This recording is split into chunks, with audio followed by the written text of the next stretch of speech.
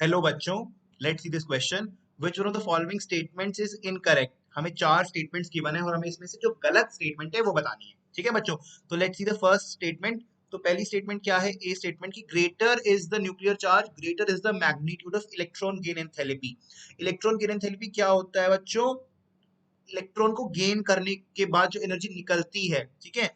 तो nuclear charge का मतलब क्या है? ज्यादा ज्यादा न्यूक्लियर चार्ज यानी कि more attraction towards electron, more attraction towards electron by nucleus, है ना।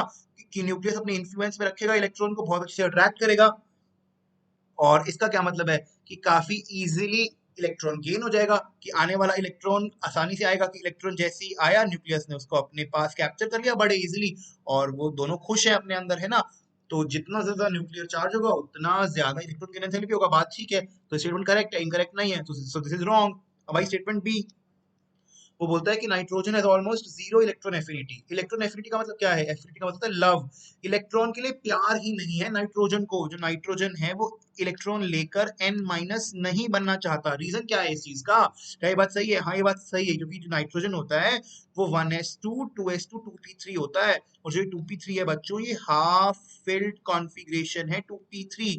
हाफ फिल्ड यानी कि स्टेबल कॉन्फ़िगरेशन, और स्टेबल कॉन्फ़िगरेशन को कोई क्यों तोड़ेगा, है ना। अगर उसने एक और इलेक्ट्रॉन ले लिया तो वो 2p फिर 4 हो जाएगा, और एक फिर जो उसकी वो हाफ फील्ड है वो चीज नहीं रहेगी, इसलिए वो कंडीशन ना आए, इसलिए नाइट्रोजन की इलेक्ट्रॉन एफिनिटी ज्यादा नहीं होती, बिल्कुल ऑलमोस्ट जीरो होती है। ठीक है बच्चों, so this statement is also correct, so this is not the answer.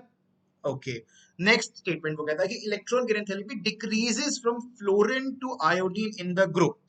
देखो कि fluorine chlorine iodine fluorine chlorine bromine iodine जैसे नीचे आता है, वो कह रहा है कि जो इलेक्ट्रॉन गेन एंथैल्पी है वो डिक्रीज करती है। यानी कि फ्लोरीन जो है वो मैक्सिमम इलेक्ट्रॉन एफिनिटी शो करता है, वो ये कहना चाह रहा है, इलेक्ट्रॉन गेन एंथैल्पी शो करता है। Electron gain enthalpy EGE, electron gain enthalpy. इसका मतलब क्या है कि जब फ्लोरीन के अंदर इलेक्ट्रॉन ऐड किया जाता है तो सबसे मैक्सिमम इलेक्ट्रॉन, सबसे ज्यादा एनर्जी रिलीज होती है, और जब आयोडीन में करा जाता है तो सबसे कम होती है।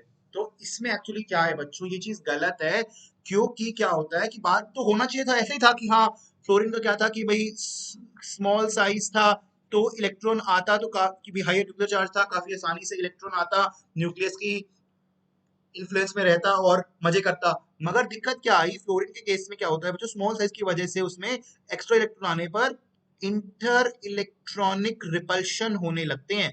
तो जो न्यूक्लियस का अट्रैक्शन वाला फोर्स करता है, डोमिनेट करता है ना, उसके कंपैरिजन में ये इंटर इलेक्ट्रॉनिक रिपल्शन डोमिनेट करने लगते हैं और ये अनस्टेबिलिटी कॉज करते हैं। इसलिए एफ माइनस बनता तो, मगर उतने अच्छे से नहीं बन पाता। इसलिए जब क्लोरीन का केस आता है, क्लोरीन के केस में क्या होता है, साइज कंपैरेटिवली लार्जर है, कंपैरेटिवली लार्जर साइज, और इसके अंदर काफी इजीली इलेक्ट्रॉन ले लिया जाता है और इंटर इलेक्ट्रॉनिक रिपल्शन नहीं होते।